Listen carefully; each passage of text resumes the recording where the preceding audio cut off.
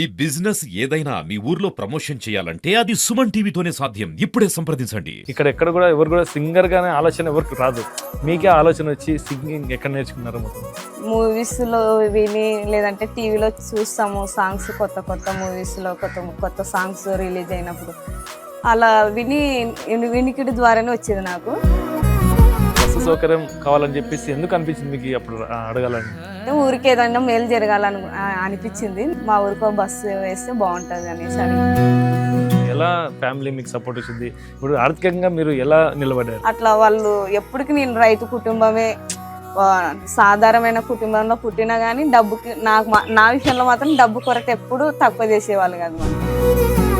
సరిగమ auditions జరిగాయి. అప్పుడు మా గురువు గారు వెళ్ళి ఆడిషన్స్ ఇవ్వు, నువ్వు సెలెక్ట్ అవుతావు, నువ్వు మూవీ సాంగ్స్ కూడా బాగా పాడతావు అని అనడం. ఇప్పుడే రీచ్ అవుతున్నా నేను. ఇంకా మంచిగా ఇంకా మంచి మంచి మూవీస్లో పాడాలి, మంచి స్థాయికి వెళ్ళాలి. వీళ్ళు నన్ను ఏమన్నా తొక్కేస్తున్నారని థాట్ లేదు, నన్ను ఏమన్నా నేనేదైనా వెనుకబోతున్నాననే థాట్ కూడా లేవు నాకు. కుటుంబంలో లాస్ట్ అమ్మాయి అయినా కూడా మీరు ఇంటి పెద్దగా అయ్యి నిలబెడతారు అనుకుంటున్నారా? అట్టని కాదు, వాళ్ళంటూ నాకు మంచి భవిష్యత్తుని ఇచ్చినప్పుడు నేను వాళ్ళ రుణం తీర్చుకోవాలి కదా. ఇప్పుడు అక్కడ హైదరాబాద్లో కూడా పెద్ద పెద్ద సింగర్లు ఉంటారు, వాళ్ళతో పాటు మీరు పోటీగా ఎలా ముందుకెళ్తున్నారు? మూవీ సాంగ్స్ లో ఆ జోనర్స్, ఆ శృతులు అవన్నీ తెలుసుకోకపోతే చాలా కష్టం. పెద్ద పెద్ద సింగర్స్ రెమ్యునరేషన్ ఎక్కువ తీసుకుంటారు, చాలా బాగానే సెటిల్ అయింటారు. అప్పుడు నాన్ స్టాప్ గా నేను తీసుకున్నాను 30-40 ఒక ఈవెంట్ కి. అక్కడ సైడ్ నాకు చాలా ఎంకరేజ్ చేశారు. 30-40 అంటే లాక్స్? వేలన్న లాక్స్ ఎట్లా ఇస్తారు? అదే సినిమాలో మీకు నటించేందుకు అవకాశం వస్తే మీకు ఇంట్రెస్ట్ ఉందా లేదా? ఇంట్రెస్టే. నాకు మొన్న కూడా రీసెంట్ గా జబర్దస్త్ లో కూడా చేశాను.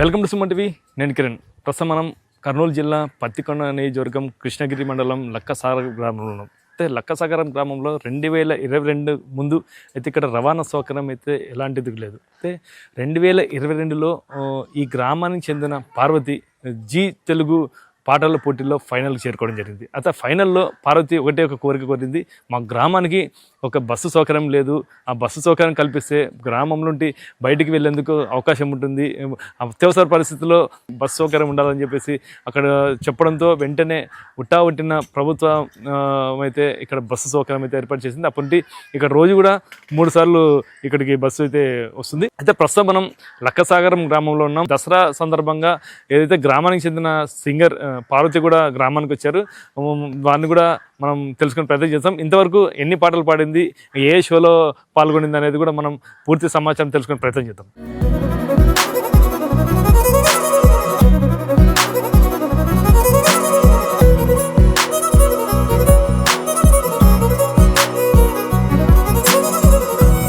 సింగర్ పార్వతి ఇంటి ముందు ఉన్నాం. అయితే మనతో పాటు సింగర్ పార్వతి ఉన్నారు. నమస్తే పార్వతి గారు. నమస్తే సార్. ఎలా ఉన్నారు? బాగున్నాను సార్. దసరాకి పండగ వచ్చారు, ఊర్లో సంబరాల్లో పాల్గొనేందుకు వచ్చారా? అవును, అంటే చాలా రోజులైంది, 3 months అయింది ఇంటికి రావడం. సో ఇంకా పండగ టైంలో అందరికి హాలిడేస్ ఇంకా రావడం జరిగింది. ఓకే, మీరు 2022లో అనుకుంటా జీ తెలుగులో ఫైనల్ గా పోటీల్లో వచ్చినప్పుడు అప్పుడు మీ గ్రామం గురించి అడిగారు, అంటే ఒక బస్సు సౌకర్యం, అంటే ఆ బస్సు సౌకర్యం కావాలని చెప్పేసి ఎందుకు అనిపించింది మీకు అప్పుడు అడగాలని? అంటే నేను తిరుపతిలో చదువుకునేటప్పుడు రాను అంటే midnight రావడం అలా జరిగింది. అంటే ఊరికి ఏదైనా మేలు జరగాలని అనిపించింది. నన్ను జడ్జెస్ లక్కీగా నేను పాడే సాంగ్ నచ్చి వాళ్ళు అడగడం జరిగింది. నేను మా ఊరికో బస్సు వేస్తే బాగుంటుంది అనేసి అడిగితే వేసాను. అంటే ఇప్పుడు బస్సు వస్తుందా? వస్తుంది. ఎన్నిసార్లు వస్తుంది? రోజుకు 3 times తిరుగుతుంది. ఈ మధ్యనే ఏదో ఇంకా 1 time ఏవో బ్రేక్ ఇచ్చేసినట్టు 2 times తిరుగుతుంది. ఇంకా మీరు ఈ గ్రామానికి ఏం చేయాలనుకుంటున్నారు? ఏముంది, ఇంకా మంచిగా ఇంకా పై స్థాయికి వెళ్ళాలి, ఇంకా మంచిగా అమ్మ నాన్నకు నేను ఫైనాన్షియల్గా ఎటువంటి ఇబ్బంది లేకుండా బాగా బతికితే చాలు, అంతే. అంటే సింగర్గా కావాలని మీకు ఎలా అనిపించింది? ఎప్పటి నుండి మీకు సింగర్గా కోరిక కలిగింది? ఇంత ఈ గ్రామంలో ఉన్నావు, ఇక్కడ ఎక్కడ కూడా ఎవరు కూడా సింగర్గానే ఆలోచన ఎవరికి రాదు, మీకే ఆలోచన వచ్చి సింగింగ్ ఎక్కడ నేర్చుకున్నారు? మొత్తం చిన్నప్పుడు మామూలుగా అంటే మూవీస్లో విని లేదంటే టీవీలో చూస్తాము సాంగ్స్, కొత్త కొత్త మూవీస్లో కొత్త కొత్త సాంగ్స్ రిలీజ్ అయినప్పుడు అలా వినికిడి ద్వారానే వచ్చేది నాకు. అలా ఇంటర్ తర్వాత నేను ఎమ్గనూరులో ఇంటర్ చేయడం జరిగింది, బైపీసీ గ్రూపు. ఇంటర్ తర్వాత నాకు మా అన్నని అడిగాను, ఇట్లా ఇంటర్ తర్వాత అమ్మ వాళ్ళు మామూలుగా నర్సు ట్రైనింగ్ చేయమన్నారు, అది వద్దు నాకు, నేను సంగీతం నేర్చుకోవాలనుకుంటున్నాను అనేసి మా అన్నతో చెప్తే మా పెద్దన్న నన్ను తిరుపతిలో SV music and dance college టీటీడీది ఉందనమాట, అక్కడ జాయిన్ చేయించారు. అప్పటి నుంచి నేను అక్కడ సంగీతం నేర్చుకోవడం జరిగింది. ఇంకా నా సంగీతం సెకండ్ ఇయర్లోనే నేను ఇట్లా ఫస్ట్ టీటీడీలో అన్నమయ్య సాంగ్స్ ఒక ఎపిసోడ్ అయిపోయింది అనమాట. దాంట్లో టీటీడీ ఛానల్లో పాడిన తర్వాత ఒక ఎపిసోడ్ అయిపోయిన తర్వాత మళ్ళీ సరిగమ ఆడిషన్స్ జరిగాయి. అప్పుడు మా గురువు గారు వెళ్ళి ఆడిషన్స్ ఇవ్వు, నువ్వు కరెక్ట్ కంపల్సరీగా సెలెక్ట్ అవుతావు, నువ్వు మూవీ సాంగ్స్ కూడా బాగా పాడతావు అని అనడం జరిగింది. నేను వెళ్ళి ఆడిషన్స్ ఇచ్చాను, సెలెక్ట్ అయ్యాను. అంటే మీతో పాటు చాలా మంది సింగర్స్ కూడా ఉంటారు, మీతో చదువుకున్న వాళ్ళు, సింగింగ్ నేర్చుకునే వాళ్ళు, వాళ్ళకి రాని అవకాశం మీకు ఎలా వచ్చింది? ఏదో అది ఆ వెంకటేశ్వర్ల స్వామి ఆశీస్సులు అంతే. నేను అసలు అనుకోలేదు, కానీ ఏదో మా గురువు గారు చెప్పారు వెళ్ళి పాడమన్నారు కదా అనేసి నేను వెళ్ళి పాడడం జరిగింది. సో ఆ కాలేజీ నుంచి తిరుపతి నుంచి నేను ఒక్కదాన్ని సెలెక్ట్ అవ్వడం జరిగింది 3 రౌండ్ తర్వాత. అయితే మీరు సాధారణ కుటుంబం, వ్యవసాయ కుటుంబం, చదువుకునే కానీ ఆ సింగింగ్ నేర్చుకునే దానికి కానీ ఎలా ఫ్యామిలీ మీకు సపోర్ట్ వచ్చింది? ఇప్పుడు ఆర్థికంగా మీరు ఎలా నిలబడ్డారు?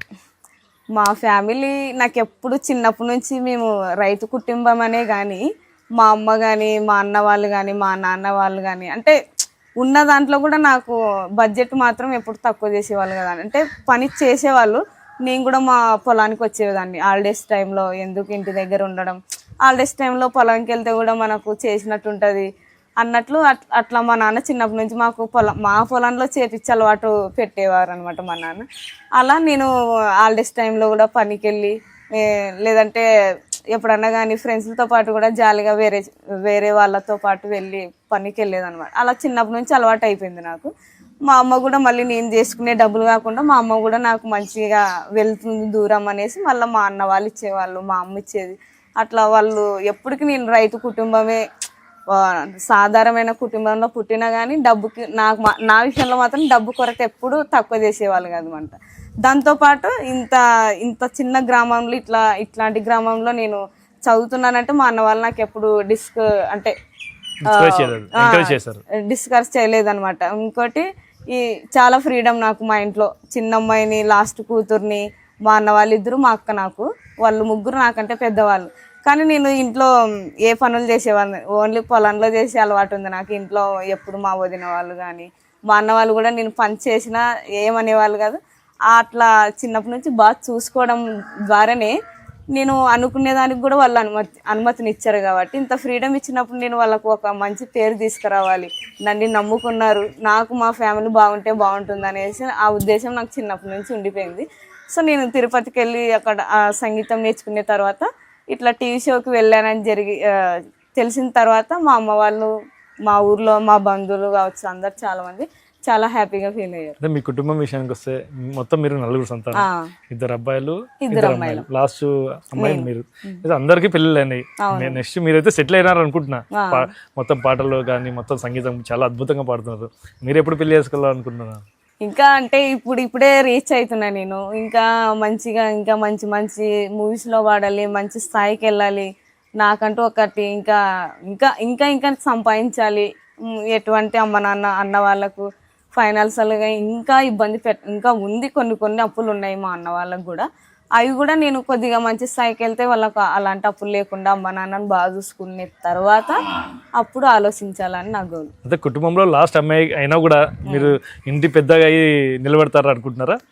అంటే అట్టని కాదు, వాళ్ళంటూ నాకు మంచి భవిష్యత్తుని ఇచ్చినప్పుడు నేను వాళ్ళ రుణం తీర్చుకోవాలి కదా. ఇప్పుడు ఎలా ఉంటుంది, నాకు అన్నోళ్ళు ఇప్పట్లో అన్నవాళ్ళు కూడా ఇంత కేరింగ్ ఇట్లా ఉండదు. అంటే పెళ్ళిళ్ళు చేసేసుకుంటారు, వాళ్ళ పిల్లలు కావచ్చు, వాళ్ళ భవిష్యత్తు కావచ్చు.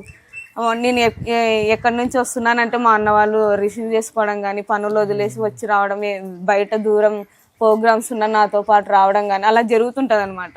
సో కొంతమంది ఇప్పుడు ఏమంటారు, మా చెల్లెలకేమో అమ్మ నాన్న ఉన్నారు, మేము పట్టించుకోవాల్సిన అవసరం అని అట్లా అనుకోరు. మా అన్న వాళ్ళు ఇద్దరు బాగా చూసుకుంటారు కాబట్టి నేను వాళ్ళకి మంచిగా ఇంకా ఫైనాన్షియల్గా నేను గ్రిప్గా ఉండాలనేది నా ఉద్దేశం.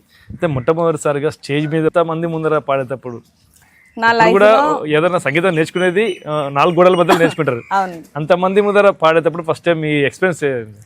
నేను ఎప్పుడు కూడా అంటే మా ఊర్లో ఎప్పుడో చిన్ననాటి సార్ ఉన్నప్పుడు కూడా జస్ట్ అంటే మా ఊర్లో స్కూల్లో చదివేటప్పుడు నా వాయిస్ బాగుందని ఆయన చెప్పేవారు. అప్పుడు నేను పాడాను ఊర్లో. అదే ఇంకా నాది లాస్ట్ అనమాట. ఒక జస్ట్ పల్లెటూరులో మామూలుగా చిన్న చిన్న ఫంక్షన్లు ఉన్నప్పుడు పాడిపిస్తారు, అలా పాడేశాను. తర్వాతకి నేను బయట ఇంకా నా చదువు మొత్తం అంతా దూరం దూరం అనమాట. అక్కడే హాస్టల్, అక్కడే ఎప్పుడో హాలిడేస్కి ఇట్లా దసరా హాలిడేస్, సంక్రాంతి హాలిడేస్ అలా వచ్చినప్పుడే నేను మా ఊరికి వచ్చేదాన్ని. మిగతా టైంలో అంతా హాస్టల్ లైఫ్ అది అలా ఉండింది.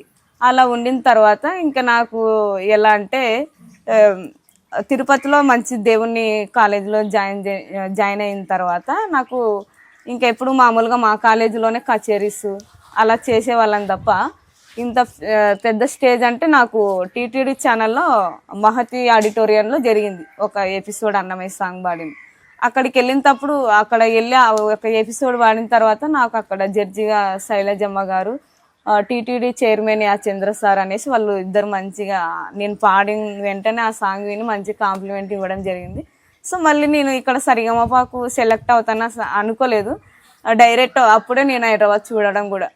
ఎప్పుడైనా మా పెద్దనాన్న కూతురు వాళ్ళు ఉన్నప్పుడు ఎప్పుడైనా హైదరాబాద్కి రావచ్చు కదా అంటే ఏమో నా నోటు వాక ఏమో నాకు తెలియదు, ఇది అబద్ధం అయితే కాదు. నేను వస్తే ఒకవేళ నేను పాట రూపంలో హైదరాబాద్కి రావాలనుకుంటున్నాను అనుకున్నా. అదే విధంగానే నేను హైదరాబాద్కి అప్పుడు సెకండ్ రౌండ్కి హైదరాబాద్కి రావాలి. సెకండ్ రౌండ్, థర్డ్ రౌండ్ పెట్టేస్తారు అక్కడ. చాలా మంది నేను సెలెక్ట్ అయిన తర్వాత సెకండ్ రౌండ్కి అప్పుడు నేను మా బ్రదర్ వెళ్ళినప్పుడే నేను హైదరాబాద్ చూడడం. ఇంకా అప్పటి నుంచి హైదరాబాద్ ఇంకా చాలా సార్లు చూడడం, షూటింగ్స్ అంట, రికార్డింగ్స్ అంట, ఇంకా ఇప్పుడు నాన్ స్టాప్ గా తిరుగుతూనే ఉంటా. ఓకే, మీరు మొట్టమొదటిసారిగా గ్రామంలో పాడారు ఒక పాట అన్నారు. మొట్టమొదటి పాట ఒకసారి సుమన్ టీవీకి ఒకసారి వినిపిస్తారా? ఏదో చిన్నప్పుడు చామంతి పువ్వంతి అనేసి అది ఆయనది ఉంది కదా, పుట్టింటికి రా చెల్లి, అది వాడుకునేదాన్ని నేను ఎప్పుడు. ఆ పాట విని మా ఊర్లో సార్ కూడా బాగుందమ్మా అనేసి కాంప్లిమెంట్ ఇస్తారు. మా కోసం పాట పాడండి, ఆ పాట పాడండి. అది గుర్తుందో కూడా లేదో తెలియదు. చామంతి పువ్వంతి చిన్నారైన సిరిమల్లి జో లాలి లాలి లాలి జో. చిన్న వాయిస్, చిన్న చాలా థ్యాంక్ యూ సార్. ఆ పాట నుండి మొత్తం గ్రామంలో ఫస్ట్ గ్రామాన్ని ఆకర్షించుకున్నారు. అంటే నేను ఇంకా సంగీతం నేర్చుకునేటప్పుడు కూడా అడిగే వాళ్ళు ఎప్పుడైనా హాలిడేస్కి వస్తే, ఇంకా ఏం చేస్తున్నావు అమ్మ నువ్వు, నీవు ఇంకా అంటే సంగీతం నేర్చుకుంటున్నావు కదా, ఎక్కడ ఏంటి, ఎప్పుడు టీవీ లేకొస్తావు అనేసి అడిగేవాళ్ళు. అట్లనే నేను అలా టీవీ షోకి రావడం జరిగింది. మీరు సక్సెస్ఫుల్గా మొత్తం సంగీతం కానీ పాటలు కానీ పాడుతున్నారు, మొత్తం కూడా సక్సెస్ఫుల్గా అయినారు. గ్రామంలో ఎలాంటి సపోర్ట్ ఉంది మీకు? గ్రామంలో ఏముంది, మంచిగా బాగానే మాట్లాడిస్తారు. ఇప్పటికి మంచి పేరు తీసుకొచ్చాను కాబట్టి పలానా కూతురు పలానా అమ్మాయి బాగా మన ఊరికి మంచి పేరు వచ్చిందని బాగా మాట్లాడతారు. అది చాలు నాకు, ఇంకేమొద్దు. ఓకే, మీరు ఇంతవరకు పాటలు ఎన్ని పాటలు పాడారు? అంటే సినిమాలో కానీ ఇప్పుడు బయట ఆల్బమ్స్ కానీ ఎన్ని పాటలు పాడారు? నేను ఆల్బమ్ సాంగ్స్ బయట అంటే ఇప్పుడు మామూలుగా యూట్యూబ్ ఛానల్స్ పెట్టుకుంటారు చాలా మంది. మీరు సింగర్గా పాడితే మాకు సబ్స్క్రైబర్స్ పెరుగుతారు కాబట్టి మీరు పాడండి అనేసి అలా అడగడం. ఇంకేమి లేని వాళ్ళు అంటే కొత్తగానే స్టార్ట్ చేసిన వాళ్ళు యూట్యూబ్ వాళ్ళు అట్లా చాలా మంది అడగడం జరిగింది. వాళ్ళకు తక్కువ బడ్జెట్లోనే తీసుకొని పాడడం కూడా జరిగింది. ఎందుకంటే వాళ్ళు కూడా సబ్స్క్రైబర్స్ పెరిగి వాళ్ళు ఏదో బతకడానికే పెట్టుకుంటారు ఛానల్స్. ఎక్కువ రెమ్యునరేషన్ నేను అలా ఏం చెప్పను. అట్లా చాలా ఛానల్ కూడా నేను సపోర్ట్ చేసి పాడడం జరిగింది. మంచి మంచి యూట్యూబ్ ఛానల్స్ కూడా నేను పాడడం జరిగింది.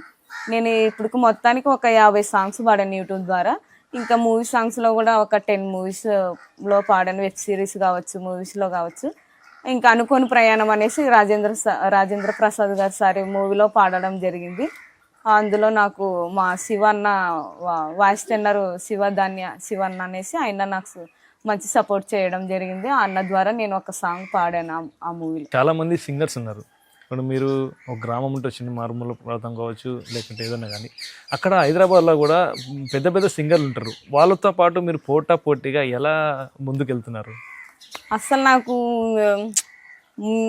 అంటే సంగీతం నుంచి నాకు ఉంది కానీ మూవీ సాంగ్స్ ఎలా పాడాలి, ఏ జోనర్లో వాడాలి, ఏ శృతిలో వాడాలి, అది అవన్నీ తెలియదు.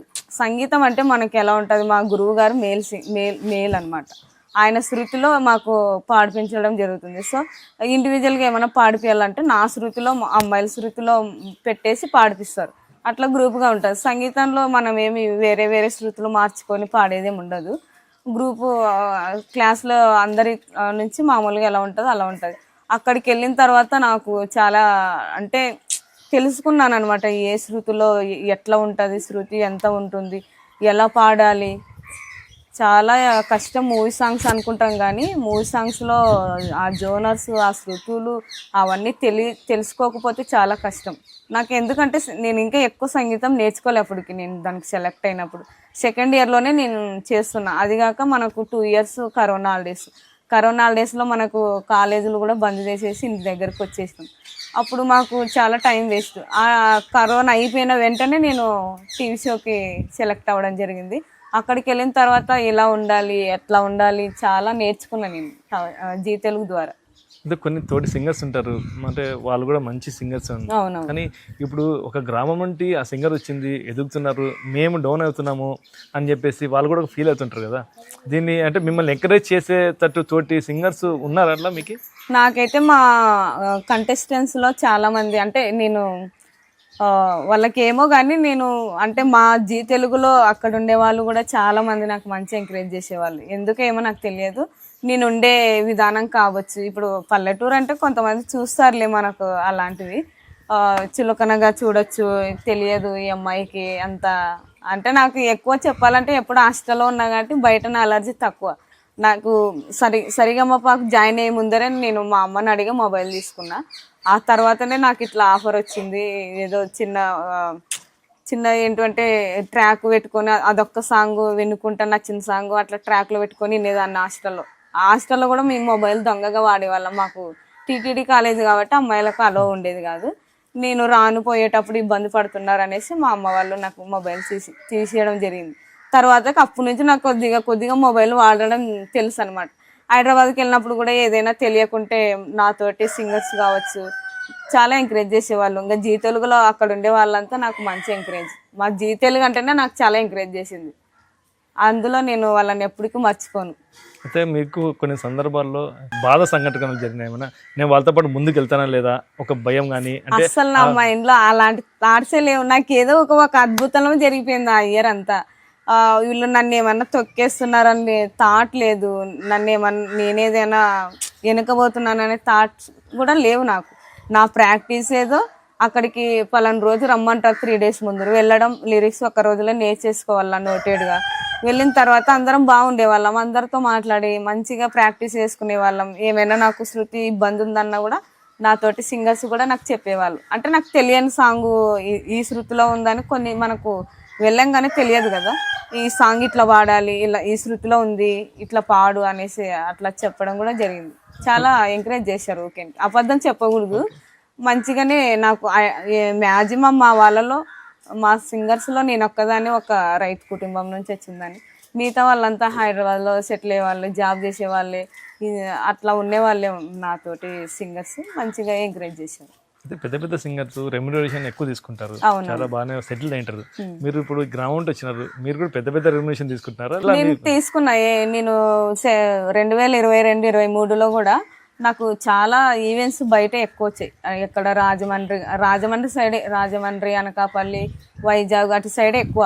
అప్పుడు నాన్ స్టాప్గా నేను తీసుకున్నాను 30-40 ఒక ఈవెంట్కి. ఎందుకంటే ఒక సెలబ్రిటీ హోదాలో ఉన్నప్పుడు వాళ్ళు పిలిపిస్తారు కంపల్సరీ. అమ్మాయికి మంచి నేమ్ ఉంది, మంచిగా ఊరికోసం మంచిగా కోరిందని అక్కడ సైడే నాకు చాలా ఎంకరేజ్ చేశారు. వేలన్న లాక్స్ ఎట్లా ఇస్తారు? యా సింగర్స్ కూడా ఇవ్వరు ఇప్పుడు, ఎన్ని సింగర్స్ కూడా.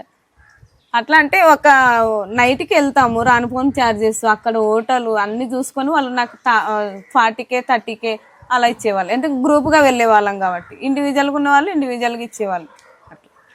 ఇప్పుడు ఇంతవరకు మీ కుటుంబంకి భారం కాకుండా చూసుకుంటున్నారు. అంటే మీరు ఇంకా ముందు ఏం చేయాలనుకుంటున్నారు? మీ గోల్ ఏంటి?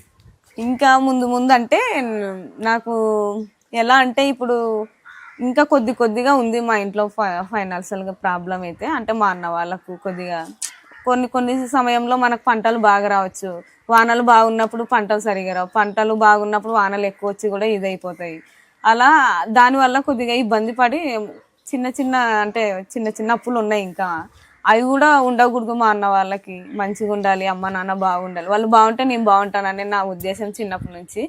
అలా ఆ థాట్ ఇంకా నేను మంచి మంచి అంటే నాకు ఇంకా ముంబైది కూడా వచ్చింది అగ్రిమెంట్. దాని నుంచి కూడా నాకు కొద్దిగా మంచిగానే ఉంటుందని అనుకుంటున్నది. ఇంకా కన్ఫర్మ్ అవ్వలేదు, సైన్ అయితే అయింది.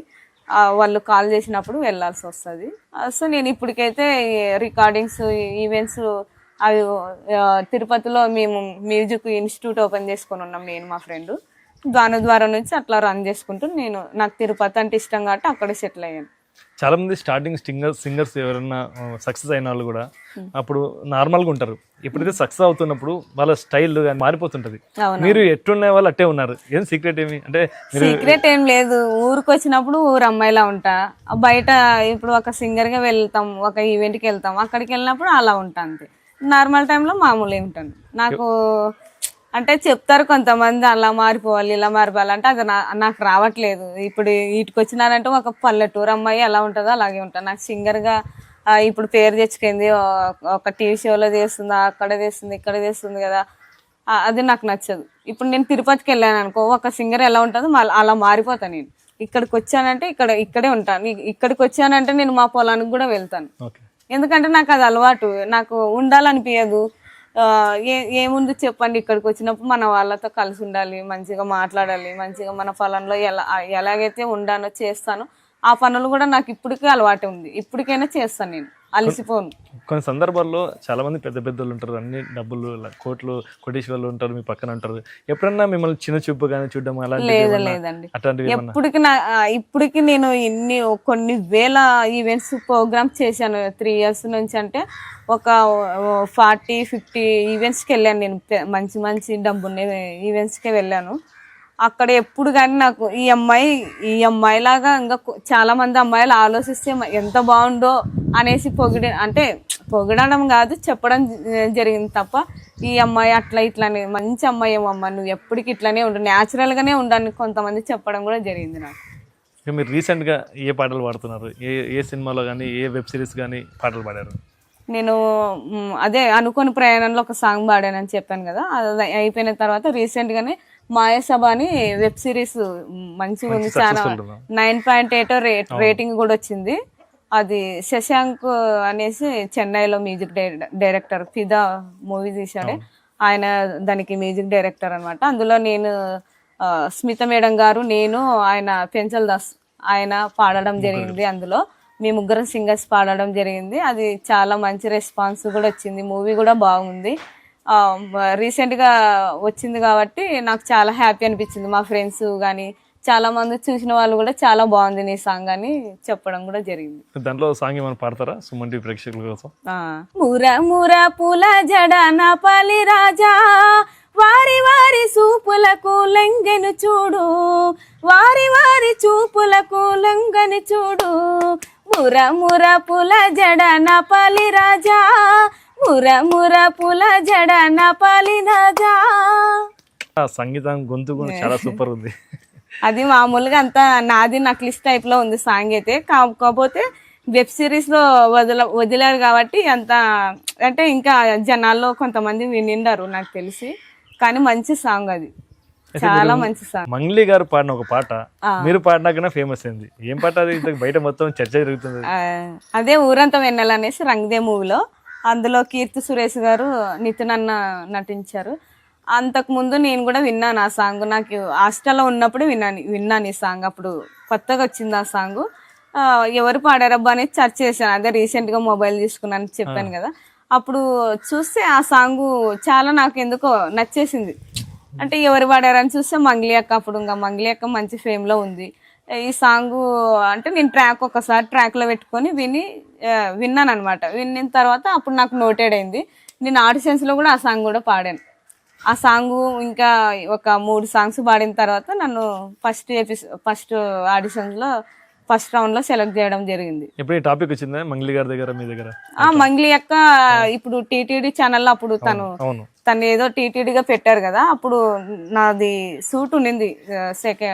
నేను పాడుతున్నా ఇంకా సరిగా మాపాకి వెళ్ళి మళ్ళీ అక్కడ కూడా నేను అన్నమయ్య సాంగ్స్ పాడేటప్పుడు పాడుతున్నా. అక్క కూడా వచ్చింది. అప్పుడు వచ్చి నేను పాడిన సాంగే నువ్వు ఇంత అద్భుతంగా పాడినావని దగ్గరికి పిలుచుకొని హగ్ చేసుకొని కంగ్రాచులేషన్ పార్వతి, మీది డోను మనది గుత్తి పక్కన పక్కనే, మంచి పేరు తెచ్చుకున్నా మంచి పేరు తెచ్చుకున్నావు అనేసి. తనది మా కాలేజే కాబట్టి అంతకు ముందే నేను సింగర్ అవ్వకముందు తనని కలవడం జరిగింది. ఇంకా నేను సింగర్ అయిన తర్వాత మళ్ళీ తన సాంగ్ తో నేను ఫేమ్ వచ్చినప్పుడు ఇంకా అక్క కూడా మంచిగా మహతి ఆడిటోరియంలో కలిసి మంచిగా హగ్ చేసుకొని కంగ్రాచులేషన్ చెప్పింది. ఆ పాట కూడా 2 పాటలు కొంచెం. ఊరంతా వెన్నెల మనసంతా చీకటి రాలిందా నిన్నల రేపటి కల ఒకటి. Super super. పాటలు పాడాలంటే ముందుగా స్వరం ముఖ్యం. అవునవును. ఎంతో డబ్బు ఉన్నా కూడా దాని స్వరం కాపాడుకుంటారు. అంటే కొంచెం ఏమన్నా ఫుడ్ విషయంలో కానీ హెల్త్ విషయంలో కానీ చాలా కాపాడుకుంటారు. అలా మీరు అసలుకి మీ స్వరం ఎలా కాపాడుకుంటూ వచ్చారు? నేను ఇప్పుడు వరకు అంటే నా చిన్నప్పటి నుంచి అంటే చాలా టిప్స్ ఫాలో అవుతారు సింగర్స్, పెద్ద పెద్ద సింగర్స్. నాకైతే ఎప్పుడు గొంతు ఇబ్బంది అవ్వడం కానీ అలా ఎప్పటికీ జరగలేదు. ఇన్ని జర్నీస్ నాన్ స్టాప్గా 4 years చాలా జర్నీస్, లాంగ్ జర్నీస్ చాలా. అంటే ఈవెంట్స్కి వెళ్ళేటప్పుడు కానీ రికార్డింగ్స్ ఉన్నప్పుడు కానీ వెళ్తూ వస్తూ ఉంటాను కానీ ఎప్పుడు నాకు గొంతు పరంగా ఇబ్బంది అయితే పడలేదు. ఇప్పటికైతే నేను 3 years 4 years non stop journey చేసిన ఎప్పుడు ఆరోగ్య విధంగా కూడా నేను ఎప్పుడు క్షీణించలేదు. చాలా హ్యాపీగా ఉన్నా. నేను ఎప్పుడైనా కానీ రికార్డింగ్ ఉందంటే ఒక లవంగం తీసుకుంటా అంతే తప్ప ఇంకేం తీసుకోను. మళ్ళీ టిప్స్ అంటే వేరేవి అవి ఇవి అని తులసాకు నమలడం నాకు అలవాటు ఉంది. సో దాన్ని ఎప్పుడైనా కానీ ఫుల్ జలుబు అయినప్పుడు అది తీసుకుంటాను. 2 days తర్వాత అది తగ్గిపోతుంది. ఫుడ్ విషయంలో ఒక ఆయిల్ ఫుడ్ తిన్నా కానీ గొంతు రాసుకోవడం కానీ నెయ్యి తిన్నా కానీ కొంచెం దాన్ని చాలా మటుకు అవాయిడ్ చేస్తుంటారు. అంటే మీరు ఏం లేకుండా మామూలు న్యాచురల్గానే ఉన్నారు? నేను మామూలుగా అంటే ఎప్పుడైనా పండగకు వచ్చినప్పుడు నెయ్యి భక్ష్యాలు వాటిల్లో వేసుకున్నప్పుడు అయితే తింటా, ఎక్కువేం తిన్నాను. ఇంకా మిగతా టైంలో నేనేమి ఎక్కువ అంటే నాకు టీ అలవాట్లేదు, చాక్లెట్లు తినే అలవాట్లేదు, బిస్కెట్ తినే అలవాట్లేదు. చిన్నప్పటి నుంచి అలవాటు లేవు కాబట్టి నన్ను లక్కీ. ఎందుకంటే కొంతమంది చాక్లెట్స్ అవి తినే వాళ్ళకి కూడా కొంతమందికి ఇబ్బంది ఉంటుంది సింగర్స్కి. కొంతమంది నాకు అలవాటు లేవు కాబట్టి నాకు అంత ఇబ్బంది ఏమి అనిపించదు. నేను ఆ రూల్స్ ఏం పాటించాను. ఇంతవరకు మీరు పాటలు పాడుతూ బాగా సక్సెస్ఫుల్గా సింగర్ అయ్యారు. అందులో టీవీ షోలో కానీ ఉన్నారు, ఇప్పుడు సినిమాలో కూడా పాటలు పాడారు. అదే సినిమాలో మీకు నటించేందుకు అవకాశం వస్తే ఏమన్నా మీకు ఇంట్రెస్ట్ ఉందా లేదా? ఇంట్రెస్టే. నాకు మొన్న కూడా రీసెంట్గా జబర్దస్త్లో కూడా చేశాను. అంటే అంత ఎక్కువ చేయలేదు, కాకపోతే ఫస్ట్ టైం కాబట్టి మనకు కొద్దిగా నటించడం అంత అనిపించదు. చేస్తుంటే మనకు కూడా అది పోతుంది అనమాట. కంపల్సరీ అలాంటి అవకాశం వచ్చినా నేను మిస్ చేసుకోను, ఎందుకంటే నాకు ఇష్టమే అలా నటించాలంటే. బిగ్ బాస్ లో కూడా మీకు ఏమైనా అవకాశం బిగ్ బాస్ కూడా వెళ్ళాలని నా గోలు. అవకాశం ఏమైనా వచ్చిందా లేదంటే మీరు ట్రై చేసినారా?